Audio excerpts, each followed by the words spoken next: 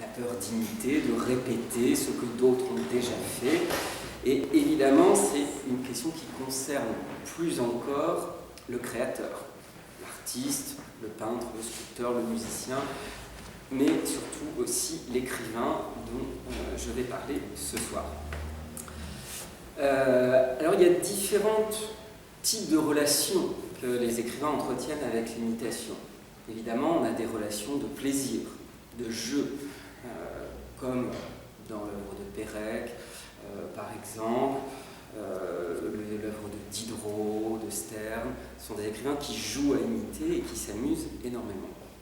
On a aussi des réactions de rejet chez certains écrivains disant « moi, je n'imite jamais, encrier des autres, je n'y tremperai pas ma plume, je ne suis coupable de rien ». Donc on sent bien déjà que dans cette attitude, il y a un rapport plus ambivalent à l'imitation. Puis vous avez vraiment des cas pathologiques de terreur.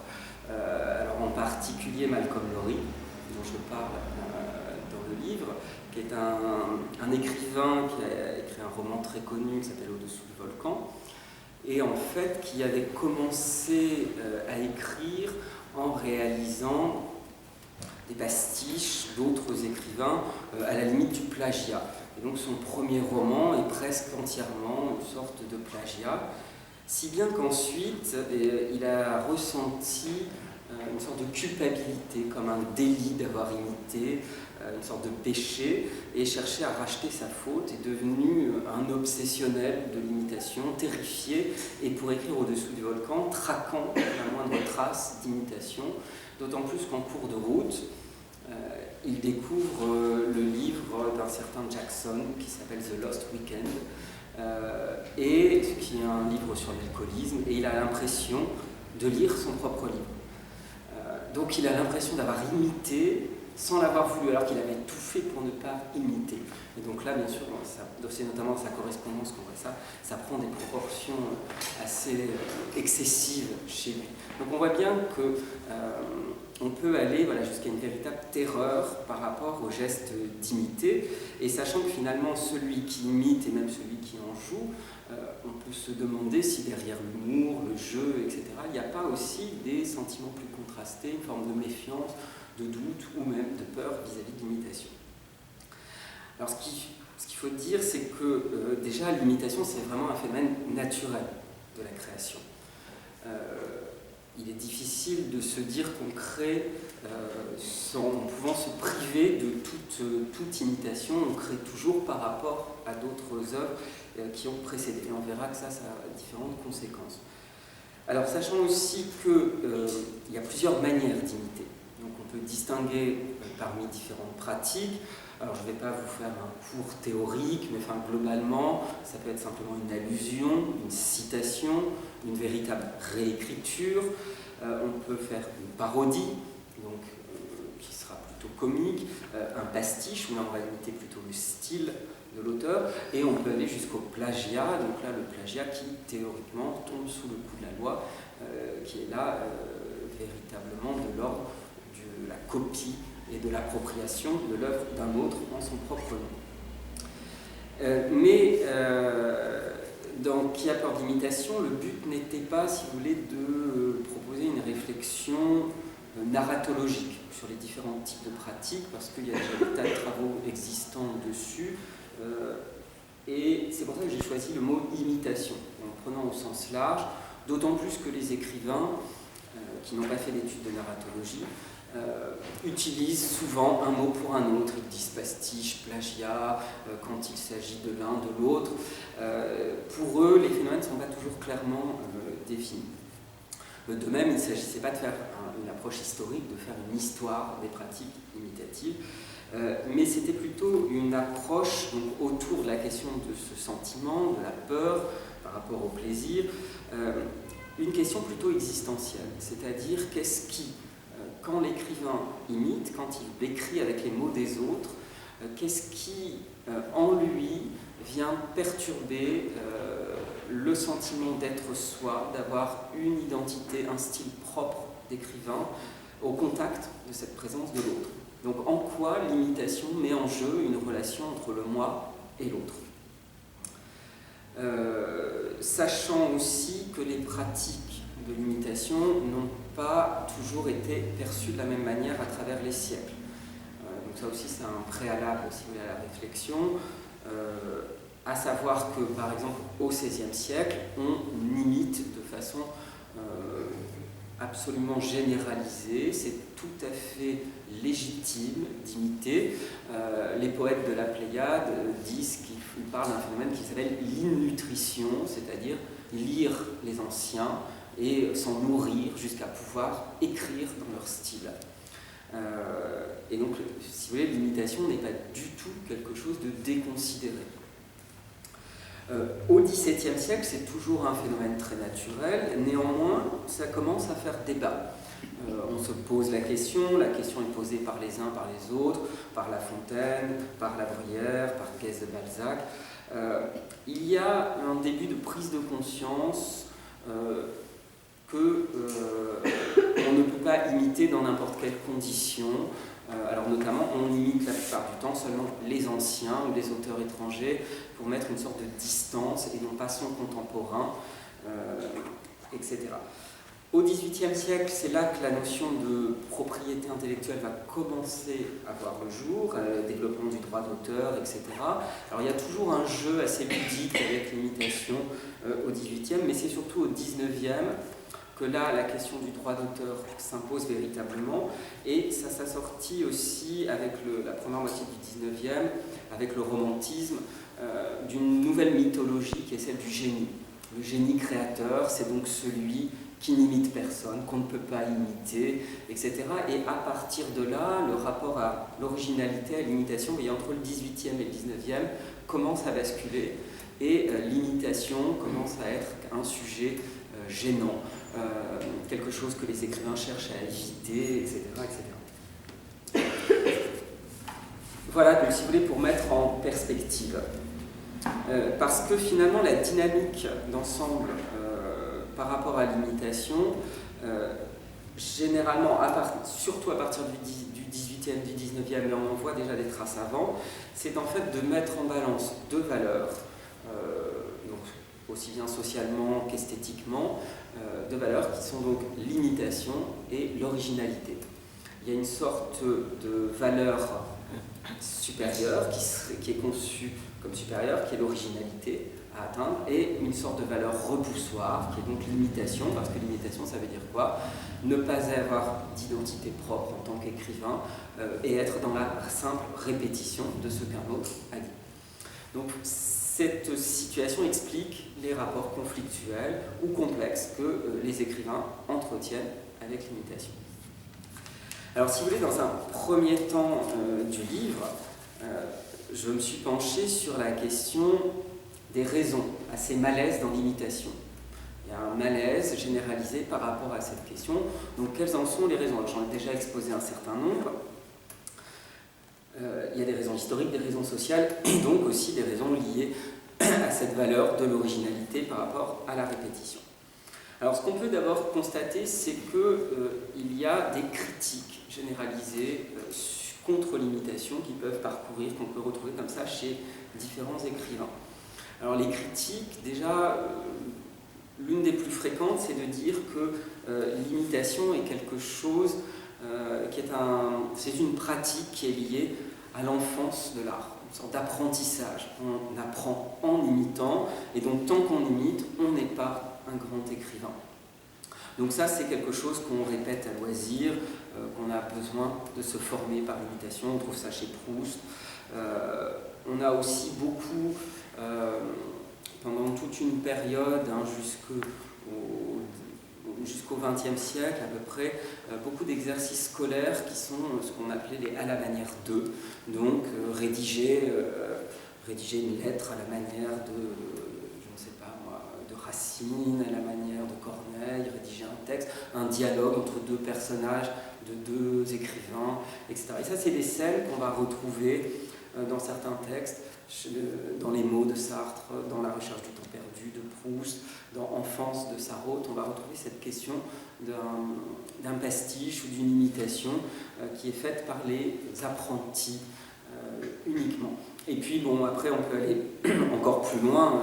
comme par exemple Céline qui fait vraiment de l'imitation une véritable insulte, notamment dans un pamphlet qu'il écrit contre Sartre, qu'il appelle À l'agité du bocal, qui est Sartre lui-même, qu'il appelle Jean-Baptiste Sartre, et donc il dit qu'il y a partout autour de lui des la manière d'eux, donc il en fait un seul mot, et notamment, en particulier Sartre, et que tout le monde, et on est même à essayer de faire de la manière de Céline, etc. Donc c'est en disant que finalement tous ces écrivains sont à l'école en train de se copier les uns les autres, donc une sorte d'infantilisation pour discréditer l'autre écrivain.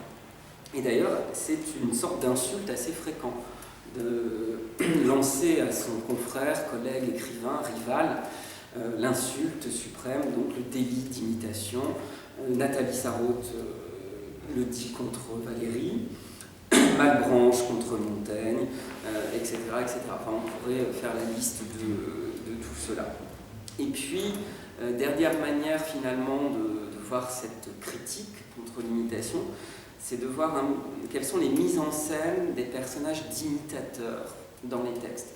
Et là aussi, on constate que très souvent, le pasticheur, sans parler du plagiaire, est une figure dégradée. C'est quelqu'un qui vit aux dépens des autres, qui ne trouve pas sa propre originalité, et on trouve même tout un tas de figures dérivées de l'imitateur, avec alors notamment le pédant, au XVIIe siècle, alors notamment dans l'histoire comique de Francion de Charles Sorel, le pédant qui est une sorte de caricature d'un autre écrivain qui s'appelle Pièce de Balzac. Donc, c'est quelqu'un qui ne sait parler qu'en imitant les autres. On trouve ça aussi au XIXe beaucoup dans la figure du copiste, qui est très importante, l'employé de bureau, le copiste, avec Bartleby, dans la nouvelle de Melville, Bartleby, ou encore avec Bouvard et Pécuchet, qui sont réduits à copier tout ce qu'ils ont vu, à imiter, chercher de pasticher des savoirs, des textes, et puis qui à la fin deviennent des véritables copistes, ils ne font plus que copier. Donc il y a vraiment, si vous voulez, une sorte de dégradation de ce personnage. Alors après, il y en a quand même un qui sort un peu du lot, c'est le faussaire. Parce que le faussaire, c'est l'imitateur un peu talentueux et surtout révolté, qui imite pour altérer, pour modifier, pour se venger parfois. On trouve des faussaires assez géniaux chez Pérec, dans Un cabinet d'amateurs. C'est un roman que je vous invite à lire, qui repose entièrement sur une supercherie, un faux tableau qui est un pastiche d'autres tableaux, et un texte qui est finalement un faux texte qui vous fait croire à un faux tableau. Donc c'est aussi un piège pour le lecteur. Chez Italo Calvino aussi, dans Si part une nuit d'hiver un voyageur, avec Hermès Marana, alors qui est un traducteur engagé par une maison d'édition et qui, en lieu et place des traductions des textes attendus, donne d'autres textes qu'il a traduits, et donc comme ça il altère progressivement, et chez les éditeurs qui ne peuvent plus publier ou qui publient des textes altérés qui ne sont plus les textes originaux. On en trouve un aussi chez Modiano dans La place de l'Étoile. Alors je vous lis juste une citation pour vous donner un petit peu la tonalité de ce faussaire, qui s'appelle Charles Lévy-Vendôme quand même, et qui s'enorgueillit en disant « J'ai réinventé à moi seul toute la littérature française ». Et donc voilà son catalogue, voilà ce qu'il nous dit. « Voici les lettres d'amour de Pascal à Madame de Lavallière », donc ce sont tous des faux, un conte licencieux de Bossuet, une érotique de Madame de Lafayette, il faut le faire. Non content de débaucher les femmes de ce pays, j'ai voulu prostituer toute la littérature française. Donc, vous voyez, un geste de revanche, contrairement aux figures plus médiocres, du copiste, etc. Voilà, alors après, le deuxième aspect qu'on peut voir, ce qui nous montre bien, là encore, qu'il y a ce malaise dans l'imitation, c'est la nécessité, donc après, à côté des critiques, qu'ont les écrivains de justifier leurs imitations. Comme si imiter n'allait jamais de soi, comme si on ne pouvait pas imiter simplement sans commenter ce geste. Bien entendu, là encore, tout est en fonction des époques, la situation change. Mais par exemple, on le voit chez La Fontaine déjà, qui à plusieurs reprises est obligé de se référer à Ésope, ou évoque la question du plagiat dans une fable qui s'appelle « Le jet paré des plumes du Pan », une fable où finalement La Fontaine ne tranche pas sur la question, ne s'engage pas vraiment. Et donc on voit que les uns et les autres essayent de donner des règles, de dire voilà, doit imiter comme ça, on doit imiter comme ça. Alors, soit on doit cacher ses sources, il y en a qui prônent ça comme Montaigne, d'autres qui disent non, il faut montrer ses sources, c'est beaucoup plus important, comme Chateaubriand, Aragon aussi. D'autres disent on ne peut copier que les anciens, comme Nodier, voilà. Et en même temps, dans toutes ces déclarations, il y a parfois quand même une once de mauvaise foi, parce qu'on constate que certains critiquent l'imitation et imitent d'un autre côté. Donc on voit bien l'ambivalence dans laquelle il se trouve. Charles Nodier, alors, qui écrit un texte théorique qui s'appelle « Questions de littérature légale », et dans lequel il théorise les différentes questions de pastiche, de plagiat, et il dit, bon, le pastiche, c'est un exercice mineur, on ne peut pas en faire grand-chose. Et à côté de ça, il écrit un texte qui s'appelle « L'histoire du roi de Bohême et de ses 7 châteaux », qui se revendique comme un grand pastiche comique. Et donc, vous voyez, il y a une sorte d'ambiguïté. On trouve ça aussi dans certaines déclarations de Musset ou Balzac. Balzac qui écrit des contes drôlatiques.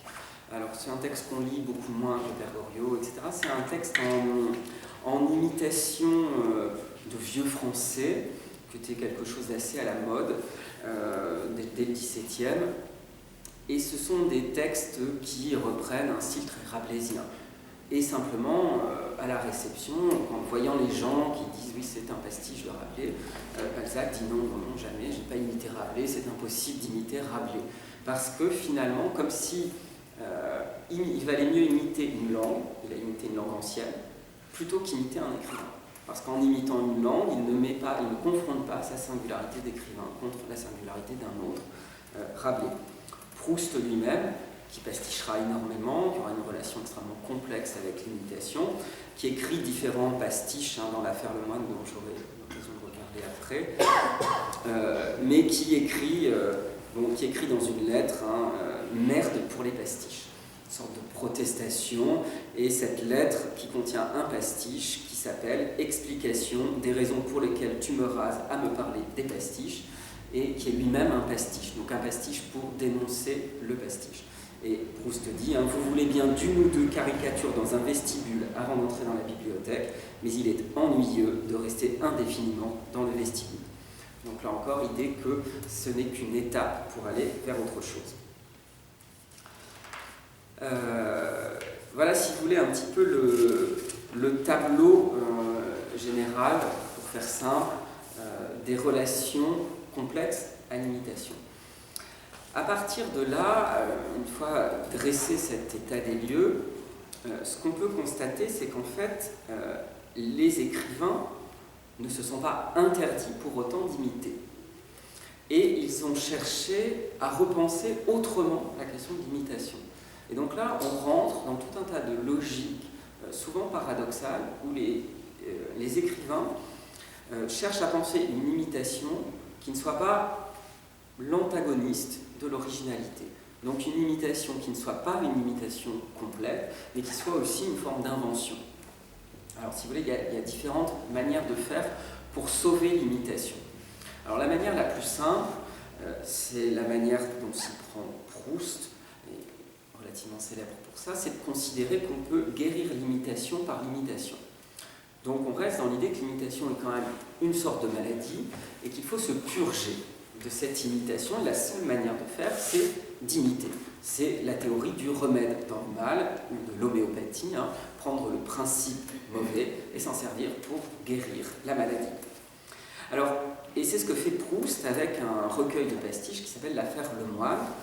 C'est un recueil de différents pastiches de différents écrivains. Vous avez Flaubert, vous avez Saint-Beuve, Balzac, Saint-Simon, etc., qui vont tous raconter le procès d'un dénommé Le Moine, qui est accusé d'être un faussaire. Donc, bien sûr, le sujet correspond en plus à l'exercice. Et donc, on a une série de pastiches, mais en même temps, on constate dans tous ces pastiches, de façon très étonnante, que Proust cherche à ne pas être complètement un imitateur, c'est-à-dire qu'il veut bien faire un pastiche, mais il faut que ce soit un pastiche un peu proustien. Donc pour cela, plusieurs procédés. Donc déjà, il se met en scène comme personnage dans plusieurs de ces pastiches. Il apparaît alors, dans des situations un peu abracadabrantes, à l'intérieur de l'univers pastiché, comme si il voulait y entrer de force. En même temps, il a une véritable obsession, c'est que dans ses pastiches, il n'y ait pas de phrase démarquée ou copiée de l'écrivain pastiché. C'est-à-dire que chaque phrase écrite ne doit pas avoir été écrite au préalable par l'écrivain pastiché. Elle doit être une invention propre de Proust. Et donc Proust rêve qu'il serait capable d'écrire un texte de cet auteur qu'il n'a jamais écrit à sa place. Donc vous voyez, l'idée est bien que pour Proust, je reste écrivain en pastichant. Je ne suis pas réduit à simplement imiter.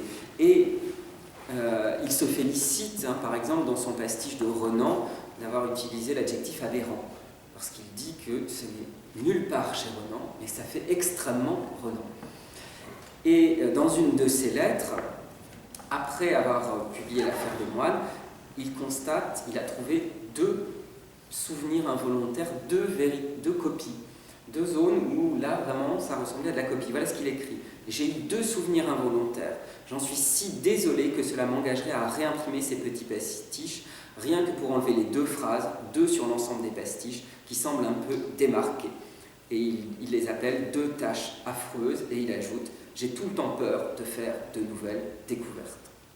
Vous voyez, l'obsession quand même, qui est quand même assez forte, et cette déclaration aussi, je ne fais jamais de pastiche, plus ou moins involontaire dans mes œuvres, cela me donne plus de plénitude et de gaieté quand j'en fais ouvertement. Et ceci, je suis l'ennemi de tout pastiche, excepté quand il est voulu, et encore. Voilà, d'où la théorie en fait de Proust qui est celle vraiment d'une sorte de catharsis, se purger en imitant. Donc c'est un passage célèbre que je vous lis dans une de ses lettres et qui concerne Flaubert, en particulier Flaubert qui a été la hantise d'un très très grand nombre d'écrivains, notamment donc de Proust, mais aussi de Pérec. Comme Shakespeare a été aussi une sorte d'obsession d'influenceur majeur avec qui il a fallu lutter chez beaucoup d'écrivains. Donc voilà ce qu'il écrit. Pour ce qui concerne l'intoxication flaubertienne, c'est quand même pareil, on est toujours dans le lexique de la maladie, je ne saurais trop recommander aux écrivains la vertu purgative, exorcisante du pastiche. Quand on vient de finir un livre, non seulement on voudrait continuer à vivre avec ses personnages, avec Madame de Beauséant, avec Frédéric Moreau, mais encore notre voix intérieure, qui a été disciplinée pendant toute la durée de la lecture, à suivre le rythme d'un Balzac, d'un Flaubert, voudrait continuer à parler comme eux. Il faut la laisser faire un moment, laisser la pédale prolonger le son, c'est-à-dire faire un pastiche volontaire, pour pouvoir après cela redevenir original, ne pas faire toute sa vie du pastiche involontaire. Vous voyez, cette idée d'une véritable thérapie. Et d'ailleurs, dans la recherche du temps perdu, il y a plusieurs zones, il y a plusieurs moments de pastiche qui sont des moments de ce genre, un petit peu cathartique, de confrontation à ces modèles. Pastiche de Saint-Simon, pastiche des frères Goncourt aussi. Et puis, une scène qui est connue, c'est une scène dans laquelle Albertine décrit des glaces en imitant le style de Marcel, le narrateur. Donc c'est finalement une sorte d'autopastiche de Proust par lui-même, mais en même temps, quand on regarde bien, c'est aussi un pastiche de Flaubert, notamment de la pièce montée dans Madame Bovary, une sorte de chose totalement inimaginable, comme les glaces ici. Mais en même temps, la logique me semble plus retorse que cela, parce que cette scène ne prouve pas seulement, n'est pas seulement une sorte de caricature du style de Marcel par Albertine. Donc Marcel prenant conscience des excès de son style. Il y a comme l'idée aussi que Proust pourrait prendre conscience de là où pourrait le conduire l'imitation de Flaubert. Finalement, comment devenir Flaubert. Et en même temps, dans cette scène, ça va plus loin, puisque c'est la preuve même que Marcel a influencé Albertine. Albertine qui n'était pas quelqu'un d'extrêmement cultivé, etc., et qui ici arrive d'un seul coup à parler comme Marcel. Et finalement, ce serait peut-être la manière, et alors là, mais on pousse la logique jusqu'au bout, très retorse de la part de Proust, de dire adieu à Flaubert, mais en même temps d'être Flaubert. Flaubert influençant Proust, influençant les autres, comme Marcel a influencé Albertine, donc d'être une dernière fois Flaubert, et donc finalement sorte de résultat qui serait sidérant, Marcel sur Albertine, et peut-être d'évoquer une sorte d'intoxication proustienne possible, comme il y avait eu une intoxication flaubertienne. Donc c'est la manière, si vous voulez, aussi de prendre la place du maître. Voilà. On trouve aussi un phénomène un peu analogue. Stendhal qui a été intoxiqué, lui, par la lecture de Rousseau, et qui en parle aussi énormément dans le vocabulaire, lui aussi, de la maladie, et qui, pour se débarrasser, cherche à imiter, alors non pas Rousseau, mais d'autres écrivains au style opposé à Rousseau. Donc il veut imiter les classiques, pour leur rigueur, leur froideur, La Fontaine, Boileau, un style net, dépouillé, et pas ce style empoulé et excessif de Rousseau. Et d'ailleurs, pour écrire La Chartreuse de Parme, il lisait tous les jours une page du Code civil pour prendre un ton neutre, froid, pour s'empêcher en quelque sorte de ce penchant à la Rousseau, à la manière de Rousseau. Bon, sachant que Stendhal a commencé à écrire en pratiquant vraiment des plagiats. Ses premiers textes sont des textes sur la théorie musicale. Il écrit une vie de Haydn, de Mozart, de Métastase, et c'est un énorme plagiat de plusieurs auteurs. Et c'est quelqu'un qui toute sa vie pratiquera des changements d'identité, des travestissements, des jeux avec des citations. Dans le Rouge et Noir, on a des tas de citations en exergue qui sont fausses ou attribuées à de faux auteurs, etc. Il y a tout un rapport très complexe à la question de l'autre écrivain et de l'appropriation du style des autres.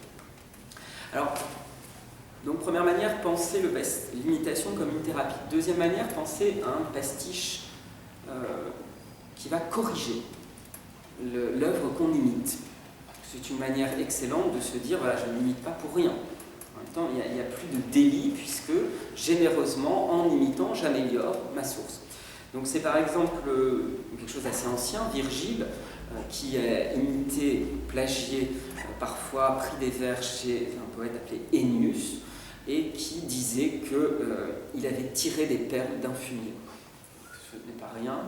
Shakespeare, à qui on prête cette phrase, alors Shakespeare, il y a une imitation extrêmement copieuse, il y a des pièces où on a des chercheurs qui ont fait des statistiques pour en chercher, etc. Quasiment les 2/3 de la pièce sont des vers soit directement recopiés, soit modifiés, etc. Ce qui en même temps pose la question, puisque la pièce fonctionne. Donc en prenant à différentes sources, donc il y a quand même un phénomène créateur à un moment ou à un autre. Shakespeare, on nous prête ce mot, imitant, il aurait tiré une jeune fille du ruisseau. C'est un peu plus charitable. Mais voilà, donc ça s'inscrit, si vous voulez, dans l'idée, donc il n'y a pas de répétition, mais l'idée forcément, une idée un peu progressiste, que la littérature progresserait, qu'il y aurait un progrès de la littérature. On a même pensé cela à l'échelle collective, au moment de la Pléiade, du Bellay, prône l'imitation des anciens, collectivement par les poètes, pour améliorer la langue française et la littérature française. Lautréamont aussi dira qu'il faut plagier pour améliorer une sorte de grand collectivisme, si vous voulez, des plumes et de l'écriture au service d'un but commun. Alors, dernière manière de s'y prendre, finalement, c'est de repenser tout simplement ce qui est original ou originel, en posant différents types de paradoxes. Valéry disait ceci, ce qui ne ressemble à rien n'existe pas. C'est déjà une première, ou finalement, un petit peu comme la question de l'œuf et de la poule. Où il n'y a pas d'écrivains originaux, car ceux qui mériteraient ce nom nous sont inconnus. Donc une sorte d'origine qui aurait disparu. Donc là encore, ce qui évite de considérer l'imitation comme une sorte de délit. Alors, première manière finalement de s'y prendre, c'est de penser que l'imitation, on peut imiter sans avoir de modèle. Donc avec cette source perdue, Valéry encore, le plagiat est à la base de toutes les littératures, excepté la première, qui est inconnue. Voilà le problème résolu, Mallarmé. Tous les grands maîtres antiques sont plagiaires d'Homère, et Homère est un plagiaire de Dieu. Donc au moins, c'est réglé. On va retrouver la même idée chez Nodier aussi, et donc l'idée d'un tous voleur, grande collectivité du vol, du larcin, de l'emprunt chez les autres. Alors on peut bien sûr donner quelques explications d'essayer de tenter de rationaliser cette question d'imiter sans modèle. On peut imiter avec l'idée d'une source qui a disparu, Alors ce qui pose, bien sûr, ce qui ne va pas s'en poser de problème. Un exemple assez connu, c'est celui de Michel-Ange, qui, pour justifier sa manière de sculpter, évoquait le Laocoon, qui est une sculpture décrite par Pline dans son histoire, dans un de ses textes, je crois que c'est l'histoire naturelle, sculpture qui avait disparu, donc imitée sans avoir de source. Et au moment où on retrouve le Laocoon, parce qu'on va le retrouver, on a même pu penser que en fait c'était un faux fabriqué par Michel-Ange. On peut même inventer la source qu'on imite. Situation plus... Alors, Michel-Ange ne l'a visiblement pas fait, mais certains supposent que oui. C'est ce qu'a fait Macpherson, en prenant le pseudonyme d'Ossian, un barde écossais, et il publie des textes en gaélique, des poèmes,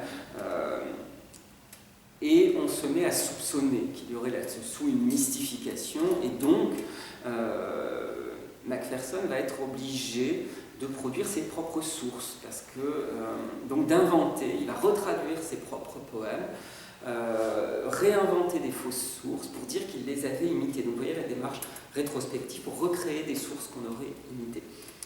Après, cette situation d'une imitation sans modèle, elle peut aussi venir de projection simplement du lecteur. Quand le lecteur repère un phénomène d'imitation, il n'est jamais sûr qu'il y soit. C'est ce qui autorisait Proust à parler du côté Dostoïevski de Madame de Sévigné.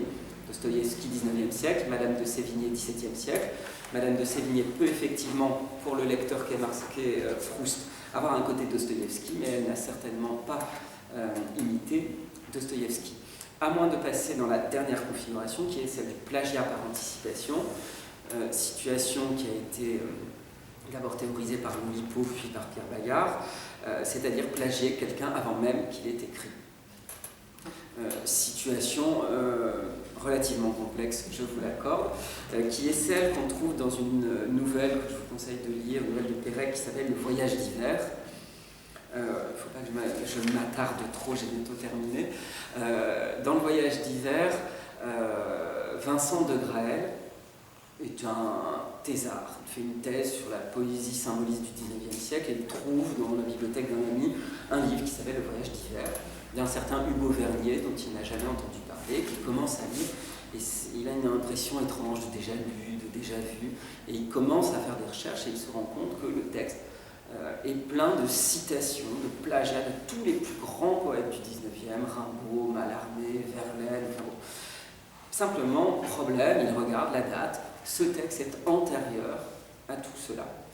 Donc De Graël est persuadé que les poètes, les grands poètes du XIXe siècle, ont tous lu Le Voyage d'hiver, qu'ils sont plagiés de façon éhontée, et ensuite ils ont fait disparaître toutes les traces. Donc on ne trouve plus d'exemplaires, on ne trouve aucune trace de l'existence d'Hugo Vernier, etc. Parce que Vincent de Graël finit fou dans un hôpital psychiatrique à Verrières, qui est un hôpital psychiatrique spécialisé dans les pathologies mentales des enseignants. Et il finit là-bas fou parce que finalement il n'est pas capable de penser l'impensable même d'un plagiat par anticipation. Alors dernière option, si vous voulez, moi j'en passe, il y a d'autres possibilités, c'est d'imiter pour devenir inimitable. Donc là encore, situation assez particulière, parce que finalement, en multipliant des imitations, vous rendez votre œuvre pratiquement inimitable. Et donc vous atteignez à une forme d'originalité. C'est ce que un écrivain du XVIIe, Bourse, disait d'un autre écrivain qui s'appelle Voiture, qui écrivait beaucoup de poèmes et qui est très connu pour ses imitations. Il disait, en imitant les autres, il s'est rendu inimitable. Et on a tout un débat au XVIIe et au XVIIIe siècle sur le rôle de l'imitation. Est-ce qu'un texte est imitable? Est-ce qu'il n'est pas imitable? Qu'est-ce que ça prouve de pouvoir imiter un texte? Est-ce que ça lui enlève sa valeur? Si on ne réussit pas à l'imiter, c'est que c'est un chef-d'œuvre, etc. Donc ça s'engage dans ce débat-là, et finalement c'est aussi un petit peu ce que pratiquent certains écrivains comme Diderot, comme Montaigne, comme Georges Perec, qui ne se contentent pas d'imiter un écrivain, un texte, mais qui, dans leur texte, vont multiplier les imitations comme pour s'entourer finalement d'une sorte de famille littéraire et de rendre leurs œuvres un petit peu, de rendre leur propre œuvre de la sorte inimitable, parce que finalement, imiter un texte qui imite des tas de textes, c'est se confronter à une sorte d'impossibilité, puisque ça supposerait d'imiter l'imitation des textes tout en remontant aux premières sources, etc. Sauf qu'à chaque imitation, vous modifiez un petit peu le texte source, vous l'interprétez d'une certaine manière, et donc chaque imitation ne répète pas complètement et vient apporter un certain nombre de sens au texte qui a été imité. Et bon, je ne rentre pas dans d'autres détails là-dessus, mais juste Montaigne, qui avait cette phrase dans les essais, qui a imité énormément, beaucoup d'imitations dans les essais, beaucoup d'imitations cachées, que Montaigne conçoit aussi comme des pièges contre le lecteur malveillant, contre le critique, qui irait dire « ah, c'est mal écrit », etc., mais qui à tout moment pourrait dire ça d'une phrase qui en fait vient d'une source ancienne, de Sénèque, de Plutarque, alors notamment Plutarque qui limite beaucoup. Et Montaigne dit ceci: « J'aimerais quelqu'un qui me sache déplumer ». Donc déplumer, ici c'est aussi imiter, prendre chez Montaigne, donc finalement comme lui-même a imité les autres. Donc situation peut-être qui serait la plus enviable, c'est-à-dire l'imitateur imité, ce qui permettrait d'accéder à une forme d'originalité supérieure. Voilà, je m'arrête là et je vous laisse la parole éventuellement si vous avez des questions. Oui. Et par exemple, il peut y avoir l'imitation, mais sans avoir voulu imiter. Il y a une différence effectivement à faire entre l'imitation volontaire et l'imitation involontaire, et on peut parler d'influence. Il y a un phénomène qui est très proche de l'imitation, mais qui n'est pas le même, qui est la question de l'influence. Et ça qui est aussi une obsession qui accompagne la question de l'imitation. C'est une question à laquelle se sont confrontés de très nombreux écrivains, alors notamment, je l'ai dit, par rapport à Flaubert, par rapport à Shakespeare, qui ont été vraiment à l'origine de vagues d'influence comme ça très très fortes. Gide aussi a beaucoup évoqué la question de l'influence. Gide expliquait que l'influence était un phénomène positif, mais il ne va pas jusqu'à dire qu'il est bon d'imiter. Donc l'influence est positive, mais tant qu'on arrive finalement à réinventer derrière quelque chose et à ne pas en rester à ce qui serait de l'ordre du pastiche, du plagiat. Mais bien entendu, alors après il est toujours difficile de distinguer entre ce qui est de l'ordre du conscient, de l'inconscient, du voulu, du non voulu dans les phénomènes imitatifs. Parce qu'il y a parfois des réminiscences aléatoires ou alors effectivement des projections du lecteur. Alors après, bon, il y a un certain nombre d'éléments qui permettent de décider, de savoir si le pastiche ou l'imitation était volontaire. Déjà, en fonction des écrivains, un écrivain comme Georges Perec, chez qui vous avez un phénomène imitatif extrêmement important, si vous repérez la réécriture de quelque chose, vous pouvez être sûr qu'elle n'est pas aléatoire. Par exemple, en musique, c'est assez mal vu d'imiter. Je sais que justement dans la composition musicale, justement, ça amène à de nouveaux genres musicaux à chaque fois, à créer de nouveaux genres. Mais dès qu'on retrouve, par exemple, c'est un peu montré du doigt, dès qu'on retrouve juste une petite fonction musicale, on a exactement la même situation finalement. En musique aussi, il est possible de faire des citations. Mais là, c'est voulu, effectivement. Voilà, et donc quand elles sont vraiment délibérées, montrées comme délibérées, etc., elles sont acceptées, mais dès qu'il s'agit d'une imitation plus diffuse qui affecte l'ensemble de la partition, etc., elle est beaucoup plus déconsidérée. Ou alors il faut l'afficher comme une forme de réécriture, d'hommage, comme le fait par exemple Ravel avec le tombeau de Couperin, se positionner clairement, ou Schumann par rapport à Chopin, voilà, sur un passage. Là, ici, on a un pastiche du style d'un tel. Là, c'est possible. Mais effectivement, on a exactement la même question qui se pose, c'est-à-dire c'est ce discrédit de la notion d'imitation et la survalorisation de la notion d'originalité. Est-ce qu'il n'y aurait pas derrière cette peur de l'imitation Change dans le rapport à l'imitation. Dès la fin du 19e, déjà, on a ce qu'on appelle une crise du sujet, une crise de l'originalité, avec toute la fin du 19e, les symbolistes, les décadents, etc., etc. Et là, on prend conscience que dire est toujours redire, mais avec un pastiche un peu grinçant, parodique, parfois désenchanté, l'impossibilité de ne pas répéter, etc. Vers le milieu du XXe siècle, dans les années 60, etc., avec les théories structuralistes, on proclame effectivement la mort de l'auteur, et qui est le départ d'une sorte de pratique généreuse de l'intertextualité, c'est-à-dire que tout texte se nourrit nécessairement d'un autre texte et qu'on va circuler comme ceci dans les textes. Mais en même temps, ce qu'on constate, c'est que les textes, ça c'est chez les théoriciens, mais chez les écrivains des années 60, tout dépend. Mais des écrivains qui vont proclamer la mort de l'auteur, par exemple comme Rob Grillet, la mort du personnage, etc. Rob Grillet n'est pas un écrivain qui imite volontiers les autres. Comme si finalement cette mort était aussi un peu plus symbolique que réelle et que la question de l'imitation continue à se poser. On la voit par exemple se poser pour un écrivain comme René-Louis Desforêts, qui est un écrivain un petit peu antérieur au Nouveau Roman, qui publie, qui est surtout connu pour un roman qui s'appelle Le Bavard. Je ne sais pas si vous l'avez déjà lu. C'est un roman qui était très connu chez les écrivains de l'époque, où un bavard en fait se lance dans une grande logorrhée qui est un tissu de mensonges et qui est une prise au piège du lecteur.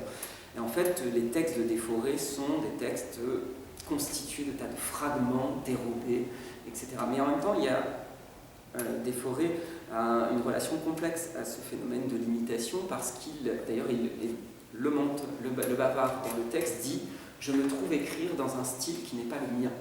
Ça, c'est une sorte d'aveu indirect du travail de Desforêts. Et se repose finalement quand même cette question de « qui suis-je » à partir du moment où j'écris avec les mots des autres.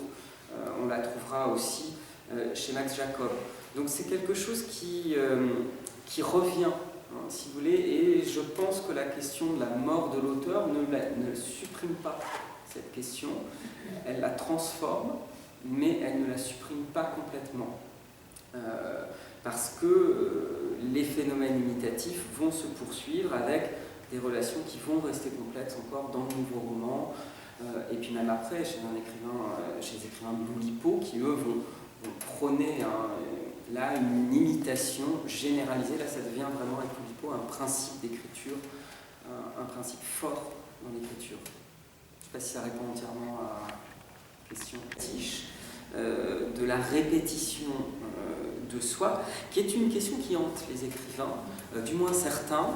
Alors ce qu'on constate, c'est que la plupart du temps, c'est une pratique qui se met en place chez des écrivains plutôt âgés, même si ce n'est pas généralisé.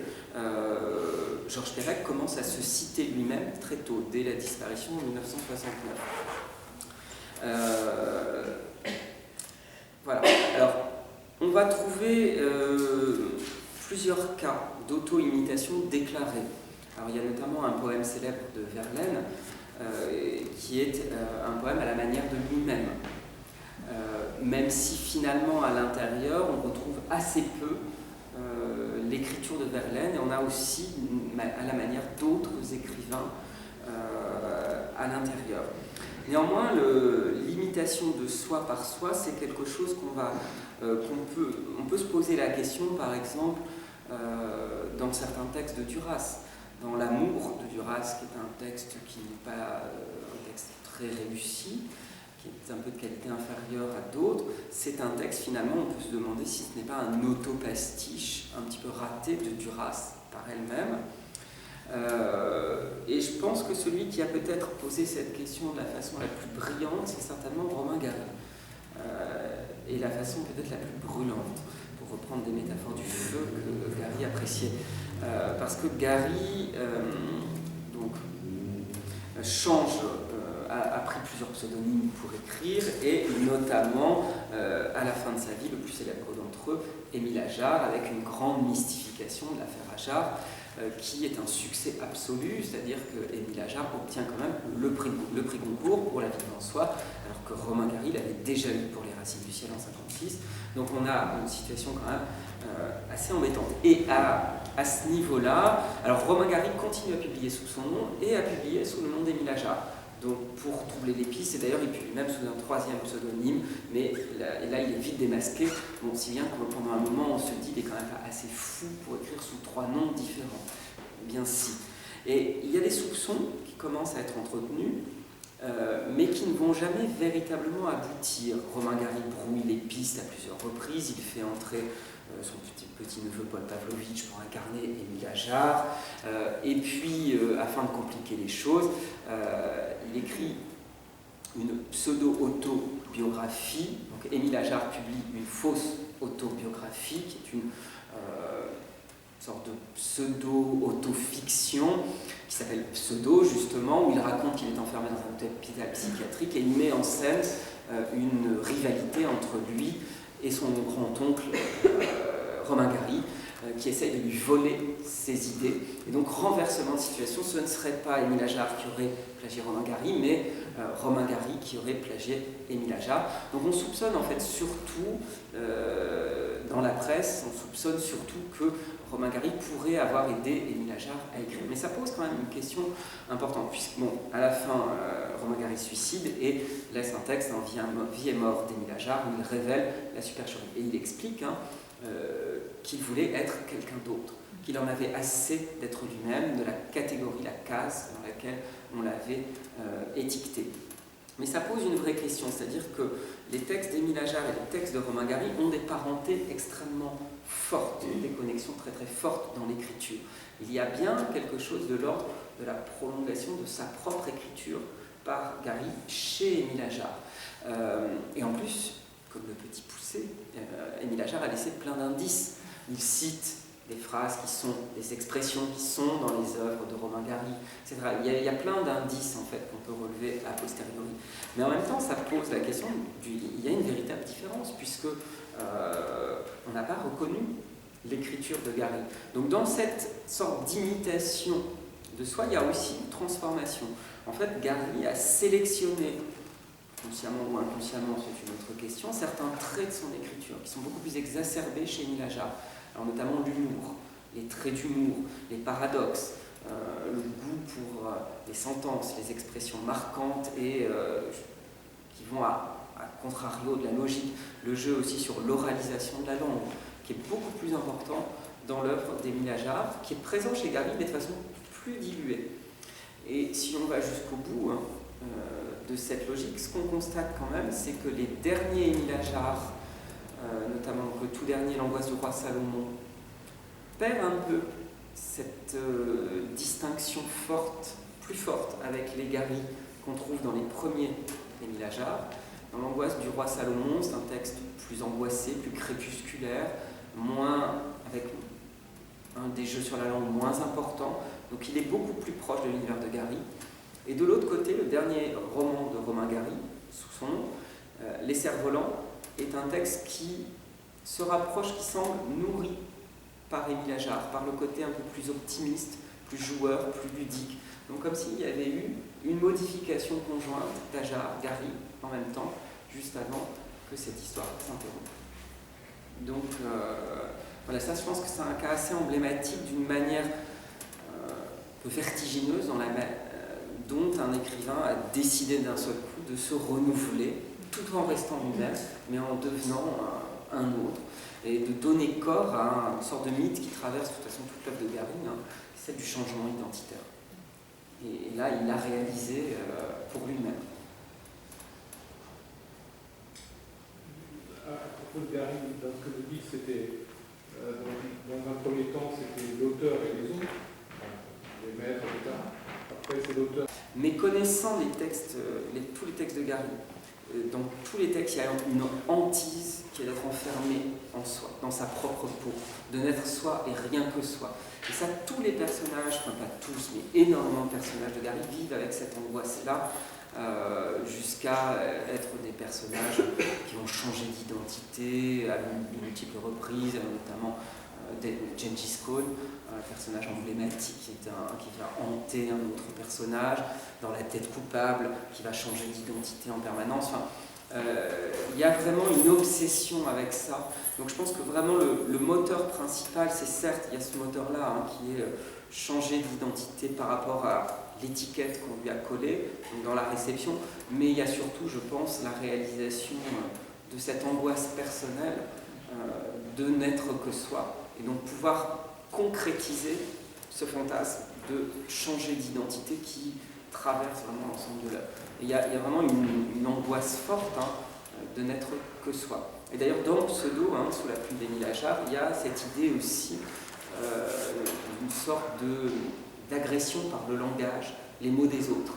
Il y a des scènes de délire paranoïaque absolument savoureuses dans l'hôpital psychiatrique, où Émile Ajar est entouré par les mots, il dit que les mots ont des oreilles, ils vous écoutent, ils viennent vous coloniser, vous essayez de parler. Ce sont les mots des autres en fait, le pré-parler, le prêt-à-penser. Et il veut de ce fait, il cherche à écrire dans une sorte de langue étrangère, une langue neuve qui n'aurait jamais été parlée.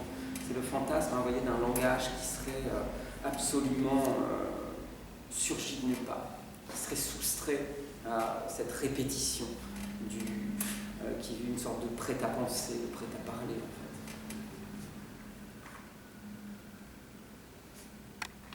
fait. En termes pédagogiques, scolaires, je pense que ça correspond toujours à la même image de l'imitation, d'une sorte de répétition, de servilité, de besogne qui n'est pas très glorieuse, etc.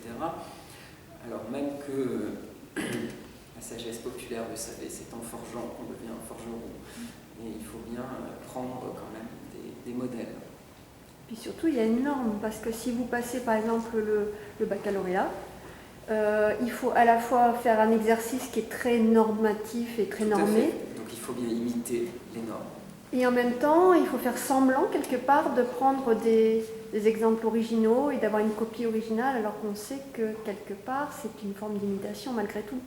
Voilà, alors après, c'est aussi une relation de chacun à savoir entretenir le juste milieu entre une imitation, il y a toujours avec une part d'appropriation, d'utilisation intelligente de choses qu'on a apprises finalement. Je pense que la limite, elle est là, entre le simple recopiage hors de propos de ce qui a été appris et l'appropriation. C'était finalement comme ça qu'on pensait à la Renaissance. L'innutrition, c'est imiter, mais de manière réappropriée, en ayant en quelque sorte, il y avait d'ailleurs beaucoup de métaphores alimentaires à l'époque qu'on utilisait, en ayant digéré finalement et assimilé. Je pense que ça, c'est effectivement une question qui est importante. On ne peut pas considérer une simple imitation absolument unique. Il y a une nécessité d'appropriation, forcément, mais qui passe par l'imitation. Et de nourrir la pensée. Donc, tout à fait.